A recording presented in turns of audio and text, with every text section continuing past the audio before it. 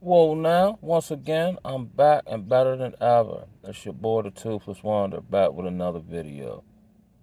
And I just want to come through with a quick story time. And again, learn some lessons. You know what I'm saying? Y'all have routinely heard me say, like, the helping fields, nursing, rehabs, the church, like nursing home, these places have become one of the worst dens for the worst, like the helping fields have become one of the worst places for abuse, sexual misconduct, poverty pimping, as I like to call it, where you take on, whether it be insurance or so on and so forth, but the most vulnerable of the population is now subject and dependent upon this particular organization, and they get effed over. And the only time I haven't seen them get effed over is if they see similar characteristic traits about an individual, and then they bring them up through the ranks to perpetuate the same type of personalities, mentalities, behavior, right? So I started off April of 2016. I went to Baltimore to get myself together. I didn't realize I was still dealing with PTSD, substance abuse, woo woo woo. So life had become so, not even life, my behavior, my impulsivity had become so just off the meat racks that I had an incident involved my daughter's mother. Family heard about it. So I had a cousin who was already up there because my aunt sat on the board at a place called the Carrington House in West Baltimore. So I'm about tired of my own self at this point, so I say run it. So I say, now I had to go to Mercy Hospital first to detox. That was part of, getting into the program. So I say, you know, and this is just my thinking, not being cognizant of the journey that lies ahead or what may come down the pike. I'm just viewing it, from my own personal, landscape. So I say, man, I'm going to go ahead. Whatever these people do, whatever these people ask me, I'm going to do it. I'm going to have a decent attitude. And eventually, as I keep stepping, certain things will just naturally come my way. I'll find some little rinky-dink job, and then I'll find, or then I'll carve out time to start training for some type of career. And in the midst of me doing that and just being me and doing what I do, naturally I should gravitate, or people should gravitate, and I have a different type of circle of friends. And then eventually, um, like I should meet a young lady, right? I don't see why ain't none of this gonna happen. Do you realize the entire time, the 7 years I was in Baltimore off and on, ain't none of that take place? I guess, how's it said, the mo his ways are higher than our ways, and his thoughts are higher than our thoughts. You ain't never lied. Ain't none of that stuff happened. But it kind of started breeding the skill set I got now that I actually utilize and see the benefit in, right? So that happened. So, go through whatever, whatever, whatever. And this is during the time of, in Maryland, they moved treatment because of the opioid epidemic from state funding, like taxpayer money going to treatment, to billing of insurance, which they just rerouted it. You know what I'm saying? It's still state funded. It's just, through a different entity and called a different name. Like your state insurance pays for it. You know what I'm saying? Whatever. But I got caught in this transition time. So they had brought in a clinician because they need a clinician to bill for services. Come to find out, what ended up becoming my roommate later on told me, he said when he first met him, he said he thought he was a client because he was still sneaking around or whatever, and seen him in the dope line over West Baltimore. And let me tell you, I should do a whole video. I call him hot air balloon head. But he was the worst individual I've ever met. But he was also used by the Most High to be the catalyst for me not wanting no more help. Yes, I go to God now. Thank you for hot air balloon head. I just couldn't say it at the time. So the spot ends up, well, it was closing up, and then we seen now mind you, this is a black ran organization. And there were two different sects that were fighting for power. You had those loyal to, I guess, a guy who would have been a clinician, but I guess he didn't, whatever. And then you had the sect that was with the executive director. And they were going to war, and we were caught in the middle. Mind you, they couldn't get straight with the city, and they couldn't work together. So it ended up closing down, but we were the last ones to hear about it. The clinician they brought in, hot air balloon head, unbeknownst to us, was attempting to start his own rehab and had a group of guys that he could use to bill for services. So he purposely fired or got whatever work he needed out of people, like Ringo, and then fired them. Like to this day, from what I understand, there are people in Baltimore still looking for this man. Not for what he did in the street, but for what he did in treatment. He fired all the people who would have told us what was going on and probably would have shifted us to a more suitable situation so we can continue on our journey. But all those people he fired because he wanted us to fall in his lap. So we had a group, well, the group before, he was like, well, hypothetically, if something was to happen, how many of y'all would have somewhere to go? He was actually at that point taking a head count. Now, mind you, I ain't got no plays in the pot. And I ain't even really tripping. I'm just going with the flow. Whatever happen, happen. You know what I'm saying? What I'm going to do? I'm here, baby. You know what I'm saying? So then we had another group. He said, yeah, I got some good news, some bad news. The bad news is we couldn't get the business straight with the city. So we going to, you know what I'm saying? So we got to vacate the premises in 48 hours. So now, you know, addicts tend to be emotional. What we going to do? Hold on. But luckily for y'all know me, and I got a building off of, over in East Baltimore, off of, what was that, Hartford and Gorsuch. So I'm like, shit, I guess we move. You know what I'm saying? Few fly the coop. I ain't had no plays in the pot, so I guess I'm going. Cali Cab going east side, baby, you know what I'm saying? Whatever. So we get that right. This was like a former schoolhouse, I guess. It's got about 3 floors, you know what I'm saying? About 4 apartment units on each floor. And like 4 or 5 units in each apartment. You know what I'm saying? But it ain't got no living room or nothing. It's just like an apartment with rooms in it, kitchen, maybe a bath and a half, something like that. So, you know, whatever. So, me and my roommates, you know what I'm saying, we all know each other, you know, and now we kind of on our own, right, to some degree. As far as like now we could cook for ourselves, kind of come and go as you please, whatever.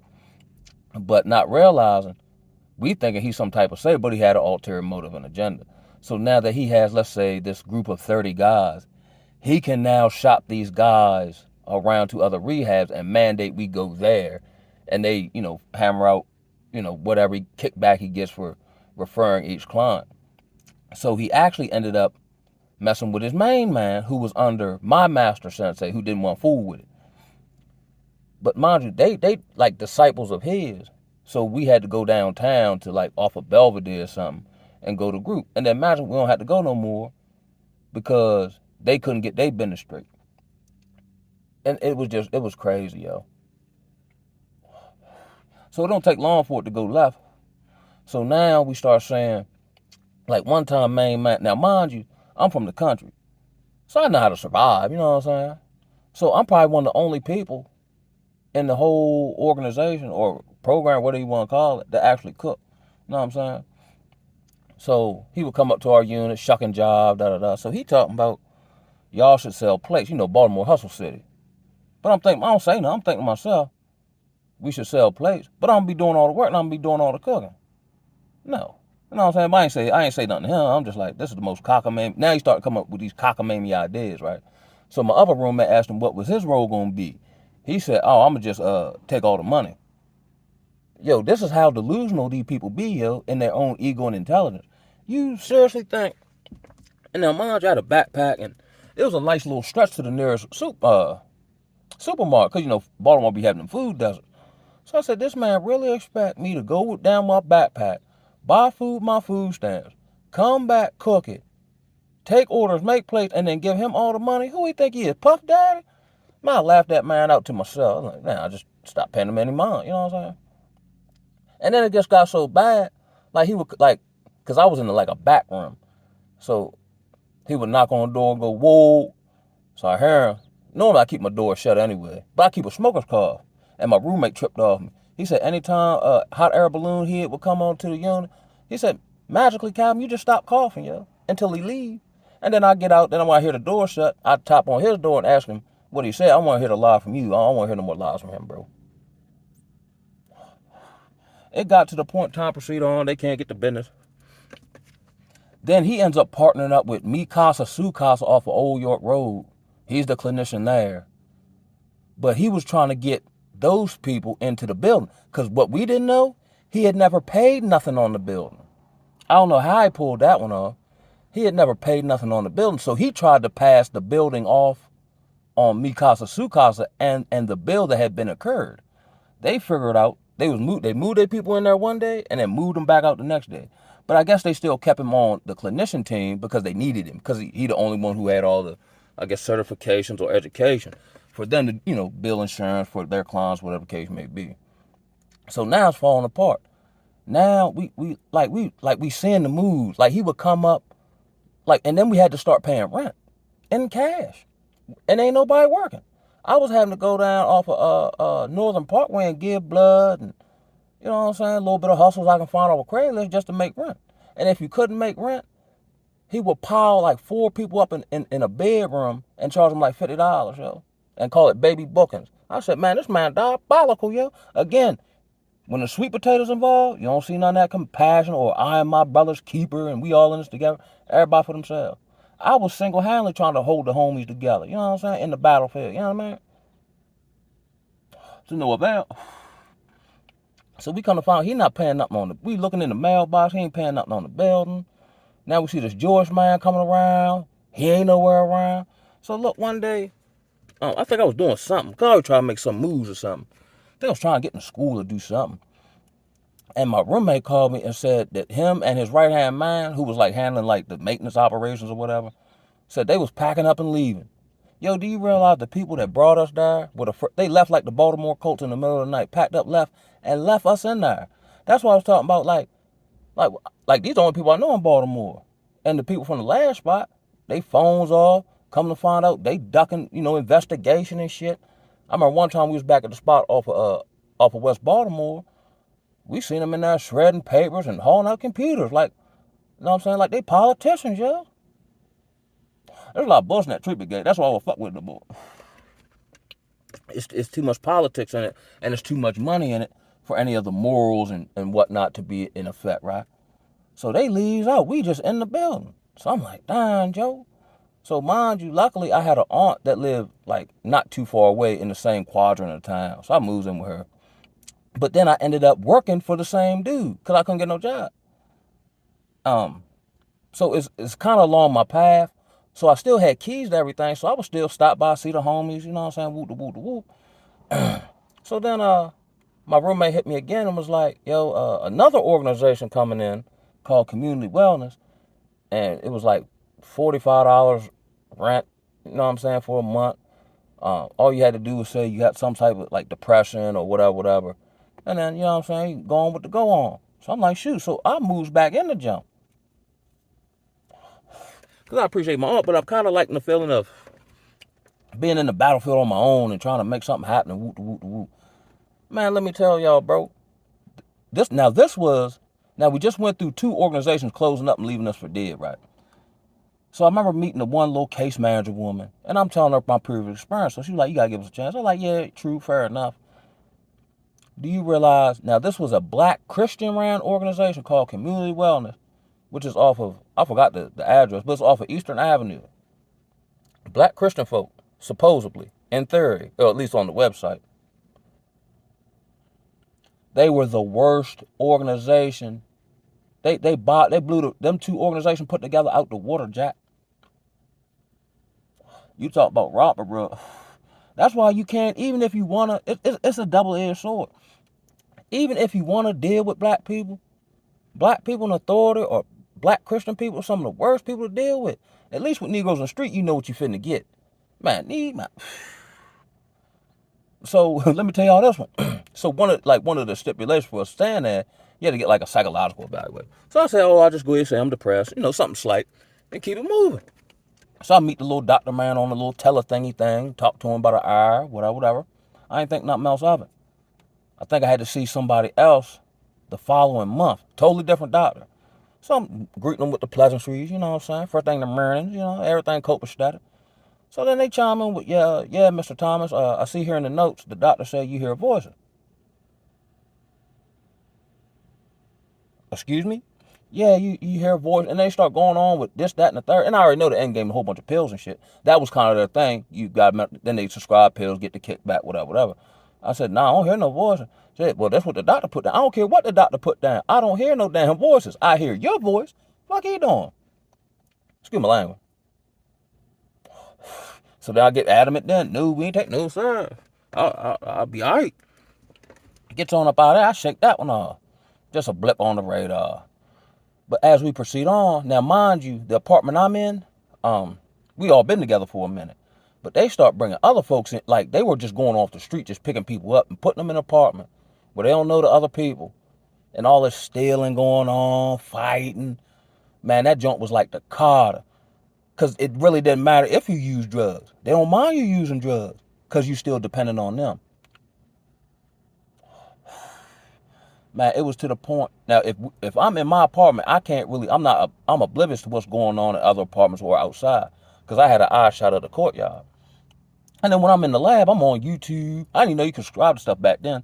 I'm just maxing out, playing Peanut on my phone, doing survey. Something put little sweet potatoes in my pocket.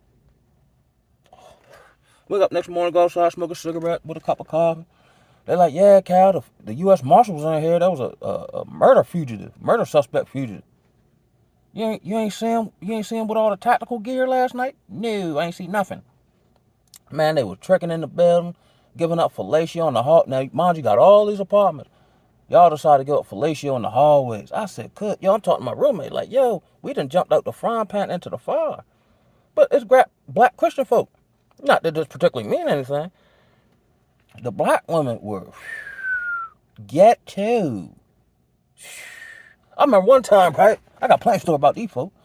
So I talked to the case woman, and of course your case record, they keep changing, every 3 weeks. So you can't get no flojo going. You know what I'm saying? Because the staff keep turning over. So I'm like, yo. So it's like, what's your issue? I really got no issue other than I need employment. So I had been trying to get to Amazon, easy jump, but background, they wouldn't set my background for whatever reason. Which I've never had that issue nowhere else other than Baltimore, the most dangerous place on America, but I can't get no job. I guess it was like divinely done, you know what I'm saying? So she was like, oh, well, I know some people at Amazon, whoop the whoop the whoop. I'll pick you up tomorrow and take you down there and we're going to get you a job. So I said, all right, bet. So normally I got something to do. I'm well prepared and I'm super duper early. So let's say she's going to take me 9 o'clock. I'm up about 7. I've already ironed my clothes the night before, got my paperwork together, all that, whoop the whoop. I ate my breakfast, got my coffee. You know what I'm saying? So I'm just sitting around waiting until about 8 o'clock. 8 o'clock come, you know what I'm saying? And I can see the parking lot from my apartment or from my room. 9 o'clock come around, nothing. 10 o'clock, nothing. 11 o'clock, nothing. I start this roving. Nah, this ain't gonna work. I think she called me like 1 o'clock. Oh, I had something to do. I'll take it tomorrow at 9 o'clock. So I was like, all right, bet, fair enough. You know what I'm saying? Stuff happens. I ain't tripping. Do the same routine. 9 o'clock come. 9:30. 10 o'clock. I think it got to like 12 o'clock. Again, 11 o'clock I just rode. But I just so happened to be looking out the window. I see her pull up lunchtime, 12 o'clock. So I'm like, man, see, more bamboozlers. So now you done lied to me twice or something done happened twice. And I'm thinking, in my mind, I'm like, well, I ain't listening to you no more. Ain't nothing, I ain't stunning. I just ain't listening to you. You lost credibility, right? So I'm looking out the joint. She pull up 12 o'clock. I so happen to be looking out the door or out the window. She leave back out 12:15. I said, okay. Another 5 minutes go by. She calls me and said, oh, Mr. Thomas, you wasn't ready. You know what I'm saying? Whoop, the whoop, the whoop, the whoop. Start trying to lean on me, right? I said, whoa, now. I said, yo, I've been looking out the window waiting for you. I just seen you pull off, yo. And I seen what time you got here. She said, oh, okay. And then she hung up like, yeah, don't ain't. Like, wow. I didn't ask you to do that. You volunteered to do it. And then when you doing whatever it is you doing and don't be about your word or don't communicate properly, then you try to throw it off on me. Like, come on now. So that's done. And then they come to work all like they come from the club last night, breakfast is smashed together and all this. Me and my roommate used to trip off. I'm like, yo, what kind of workers is these, yo? They get them off the street, yo? Like, man, shit, wow. Then they brought in, I don't even know, Angie Stone. That's why I used to call her Angie Stone. She come in talking about I'm the person they bring in to clean up these programs and da-da-da. So I'm like, yeah. So by now I lost faith in everybody. I'm just here, yeah. So she's like, give me a chance. I say, all right, fair enough. She was even worse. She was even worse. So main man lived across the street. I guess he was supposed to be in recovery, but like I told y'all, people be wearing this like sobriety recovery joint, but using it as like a hustle. So he playing cool like that. You know what I'm saying? He would come over, talk to us, chill, funny guy, whatever. But then he ends up moving in the building from across the street where he lived at. And now he's hustling inside the building and seeing the staff members every day, and they speaking to him and buying him sandwiches. Me and my roommate said, what the? Now he's causing all this shit. You know what I'm saying? I'm like, yo. And he was messing with the one lady they brought in to clean the program up, right? So one day I come downstairs to now mind you, at this point I think I done relapsed. I don't even care no more. You know what I'm saying? So I think I come down that joint to go outside, and I notice I see her car still in the parking lot. It's like 10 o'clock at night. Like, what's she still doing here? So I come down the bottom flight of steps, and it didn't smell like somebody was like smoking weed in the junk. It smelled like somebody dropped a trash bag of reefer right in the floor and lit it on fire. It was that bombastic. You understand me? So I'm like, God darn. And I see her car. So I'm like, and there's only one unit where on the office level. So you know where it's coming from, but that's where main man was jugging and finessing at. So I come downstairs. It's 10 o'clock at night. She fumbling around in the office with urines. I'm like, fuck is she doing? Excuse my language. Messing with urines, doctoring them up, because now people are starting to come up who don't do nothing. They coming up dirty. So they say, oh, you was dirty, and they trying to send you to a rehab so they can get the money or they can come up with a deal. It was crazy, bro.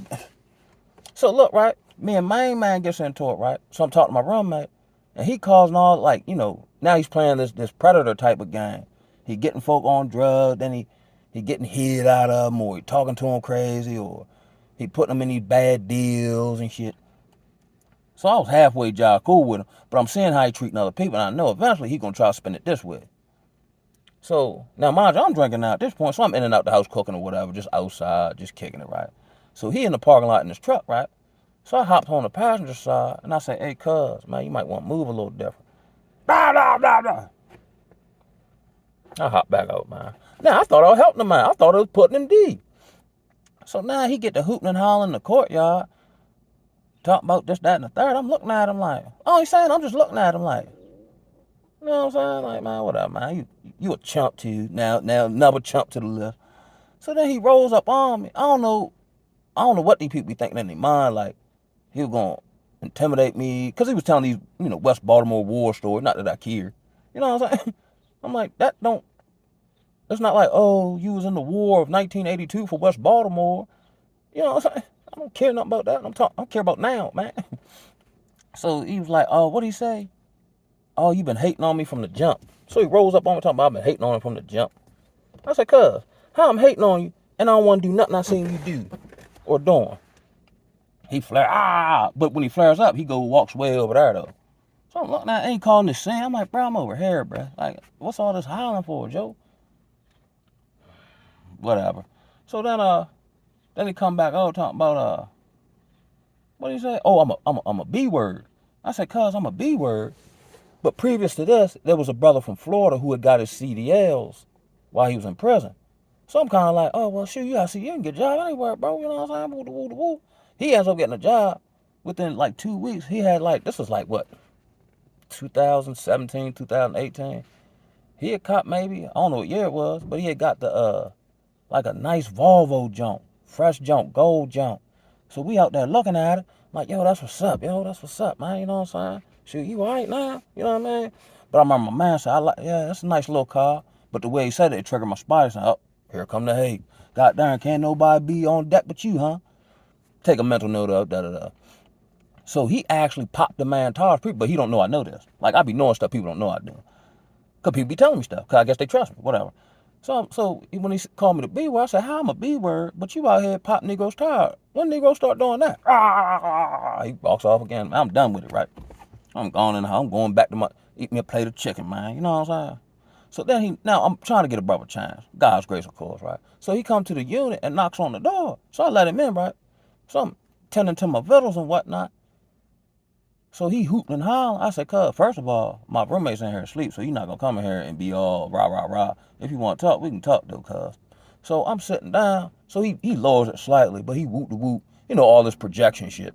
But I should be the one mad. Anyway, so he walks up on me, but I'm sitting down. So he stands up on top of me. I was like, oh, cuz. So I stand up like, man, what's up, man? You don't like, look, I'm trying to, you know what I mean, woo the whoop. I don't know what possessed him to do this. I think he tried to scoop me, but I was so like flabbergasted at the fact that he tried me. Like I didn't even like out of compassion. I'm like, this man is sick. So I just grab him from like around my kneecaps and just pull him up to where my face at. And I'm like, yo, cuz, man, what's wrong with you, bro? Man, chill out, man. Talk to him real softly, you know what I'm saying? Compassionately, if you will. He get mad, he rolls out, boom, shake it off.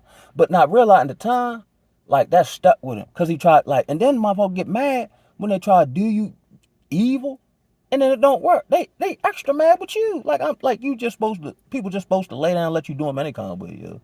So we had another situation where I was downstairs shucking a job, which this is on me. One, I already know me and this man got some animals. I think I told this story about the youngins, and they told me he was trying to pay the youngins to do something to me, but they was rocking with me and told me. You know what I'm saying? So one night I'm downstairs fumbling around with them folk. Now we beefing, but I don't care. You know what I'm saying? Cause I think when I walk down, I say, yeah, cause I don't like stuff like that. So I say, yo, let's go outside, man, get this over with, bro. He gonna tell me, uh, that ain't what you want. How that's not what I want, and that's what I just asked you for. See, man, here you go with these military mind games. That shit don't work on me. Man, yo. So I'm fumbling around, whatever. So mind you, I got slippers on. Wrong on my part, knowing, you know what I'm saying, something could take place. So as I slide past him in the no, we was in the bedroom talking to this old lady or whatever. So out of respect for the old lady, and the energy was whatever, I just go ahead and leave on out. But as I leave on out, he tried to like sweep me or something. So we ended up falling on the bed and all this shit. Then the woman got she had like I don't know if she was playing or acting or just wanted to stop, but she played like she had a panic attack. So I respect her. We both stopped. Then we wound up outside. I'm like, yo, let's get this over with. Let's fight. He don't want to do that. So I'm like, well, what? I'm not with all this talking, yo. And I'm not with this weird energy. So let's get this over with now since you the king of West Baltimore back in 1982 or whatever you say. You know what I'm saying? I think he was like maybe slightly older than me. He ain't trying to do that, so I leave the shit alone, right? But then as time would go on, like he started getting high and stuff like that. And then I had seen him at church one day, get some free food. And I turned around and he had this sky like this demon look on him. So when I turned around and seen the demon look, I said, man, what the fuck is up, man? Excuse my language, but like I'm like, man, what, man? And we in the line outside the church. And then like his countenance dropped and I seen the pain and the fear and you know what I'm saying? And then I walked down to the library and I prayed for that man, yo. I was like, then I started feeling compassion. Like, he don't know what he doing. I guess that's kind of like when Christ, like, he don't. And it ain't not going to happen. Not that it can happen, but God ain't going to allow it to happen. And I was doing what was right. Trying to stop you from bamboozling my fellow roommates and you know what I'm saying? So it got so bad. And I always find myself in these organizations where I got to like fire up the leadership. Now, mind you, I stand on everything I said, and I went back the next day and told him this, but I said it in the wrong spirit. So I went down to the office after all this type of shit, yo, and I called him out and I had me a little sermon down there. I called him out on all the tomfoolery I had seen since they had came take over the building. You know what I'm saying? The next day they came in with the executive director, all them, and cleaned house and said we're gonna do this. But that shit don't last long. You know what I'm saying? Then everybody came to my apartment and was thanking me, thanks Kyle, you stood up for us, woo. And then it just went right back to the same old get back, yo. So I think I went down somewhere else, had to come back, and then they moved me around the corner. Now I'm not with the homies no more, and it's even worse. I got a whole different case manager. Like it was just like there was nothing in the apartment, like nothing, like but a microwave.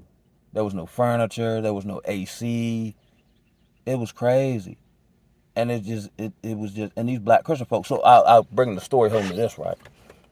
So whereas though, so mind you, even though it's very vexing, I'm trying to look for solutions. You know what I'm saying? So I get down. That's the first time I actually took a free job training to get into the solar field, right?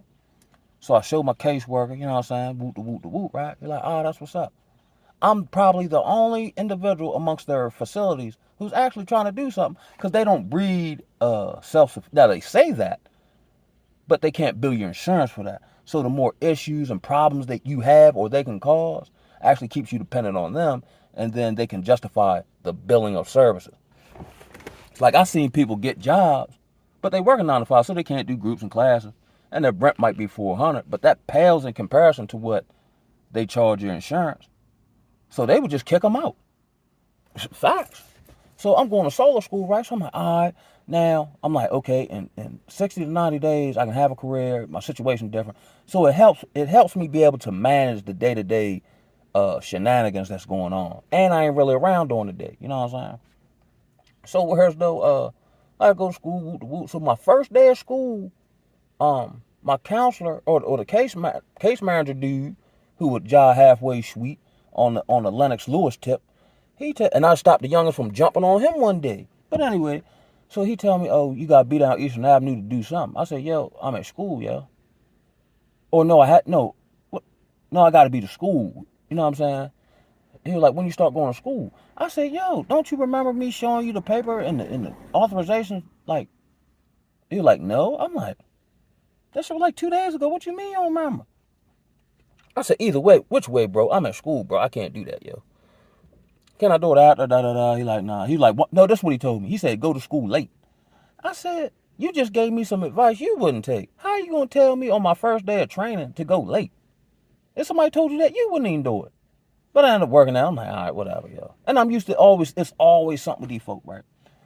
So time proceeded on. Next day come. I'm in school, right? Waiting for the jump to start. He texted me talking about, you gotta pay your rent. I said, yo, I did that, yo. He's like, well, they don't have no record of it. I said, yo, me and the two other sisters went down there together and did this shit. What you mean? Yo, once again, I'm at school, yo. Why do y'all keep forgetting I'm at school, yo? I'm the only motherfucker who go to school. So how you don't remember the only man going to school, yo? So then I got called to the office. They acting like they don't know nothing. I'm like, yo, what kind of Negroes is these, yo? You know what I mean? Now I can't really focus on school because I got to make sure my house is secured and shit, right? So I got somebody else to go down there and facilitate. I'm like, all right, cool, boom. They leave me alone about a day. Maybe a day or two. Then we had to do something else. But here's something else they would do. Like, if you got to do something, let's say 10 o'clock, they'll text everybody at 8 o'clock that morning. No, when you get somebody 24 hours, motherfucker already gone, out and about, doing whatever. And you talking about, it's mandatory. It got so bad to the point, I started purposely cutting my phone off just not to see the BS. And I would just hear about it from somebody else. So one day, it was something. I was at school doing, no. I rolled out this particular morning, right? And now, mind you, I'm trying to get in contact. I sent emails, you know what I'm saying, left voice messages to the executive director and his right-hand man. I call him the lollipop man. They was zesty, you know what I'm saying? That's another thing. All the black sisters was, you know, on the Jezebel tip. You know, overly chummy, you know what I'm saying? If you had a little with you, you know what I'm saying? You get a little play, whatever. I ain't even here for all that. I'm trying to handle my business. And all the dudes were sweet. And the Christian Rand organization, that had no organization. So I'm leaving out for school in the morning, walk past the other, because it's like apartments or whatever. So I'm walking down the street, go ahead, walk down to school. They said, Cal, we got to sign another, what was it? An authorization or a new consent or something. So I called my work. He said, oh, yeah. I said, yo, when was you going to? So now I'm tired. And they keep messing with me every time I'm in school. So I said, you know what? So I called the school. I said, yo, I got, you know what I mean? They like, all right, Cal, you good. So I'm like, all right, I done lost another day of school.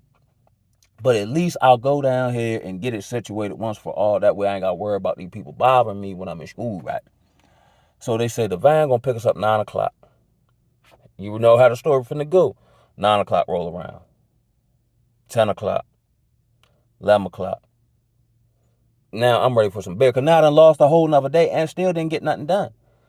So now I'm starting to get sauced down to the socks. Man, the van pulls up something to 4 o'clock talking about we got to go 7 hours later. Talking about, come on, y'all, we got to go down to Eastern Avenue, take this verification or authorization or consent or whatever it was. Now, I ain't drunk, but I'm feeling harmonious, you know what I'm saying? So I'm like, all right. Gets down this camp, and it is a cluster F. You know what I'm saying? Arab people, it just was no organization. So I hops out real, I've been drinking, but I'm still in my right frame of mind. So as I crossed the threshold, the lollipop man there. So I said, yeah, excuse me, brother, could I speak to you about, something? And he just flares up. Ah! Mind you, I done stored all this tomfoolery in me. So I had enough sense. When he started hollering, I don't like people hollering at me. And first of all, who is you hollering at? I should be the one hollering. So I got enough sense to step back outside, back past the threshold, and I had about a 45-minute sermon on Eastern Avenue telling them people all about themselves, yo.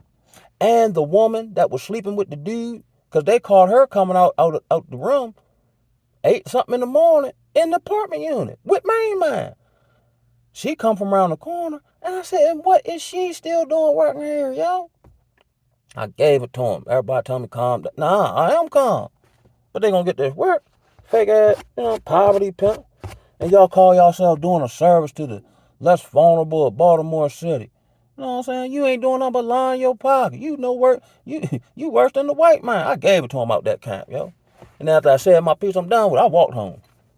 But I already knew what time it was. So I wake up next morning, I had the eviction notice under my door. I said, yeah. You know what I mean?